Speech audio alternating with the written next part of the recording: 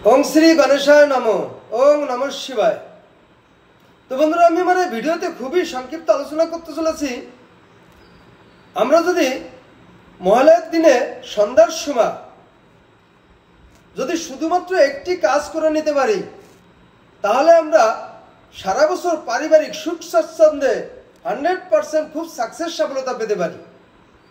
এছাড়া আমাদের পরিবারের পর দুর্গা, কালী, লক্ষ্মী, সরস্বতীর কৃপা লাভ হয়ে থাকে এবং এই কাজটি করে নিলে আমাদের পূর্বপুরুষ যারা মৃত তারা প্রসন্ন হয়ে থাকে। এছাড়া আমাদের পরিবারের সার্বিক নেগেটিভ নষ্ট হয়ে থাকে এবং পরিবারের সবার ভিতরে সার্বিক দিক থেকে একটি সুখ স্বাচ্ছন্দ্যে লাইফ চলতে থাকে। তো বন্ধুরা, কাজটি হলো মহালয়ার দিনে সন্ধ্যার সময় মাটির প্রদীপে ঘি ভরে 3টি প্রদীপ জ্বালাতে হবে। এইবার 3টি প্রদীপ জ্বালিয়ে প্রথম প্রদীপটি বাড়িতে যদি তুলসীর বেদি থাকে এবং তুলসী গাছ লাগানো থাকে সেই তুলসীর তলায় প্রদীপটি দিয়ে আসতে হবে। দ্বিতীয় প্রদীপটি বাড়ির ঈশান কোণে রেখে দিতে হবে।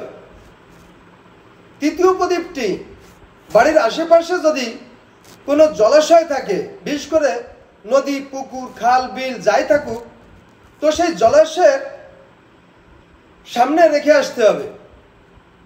তো আমরা যদি এই কাজটি মহালয়ার দিনে সন্ধ্যার সময় করে নিতে পারি তাহলে আমাদের পারিবারিক সার্বিক দিক থেকে গৃহের খুব মঙ্গলকর হয়ে ওঠে।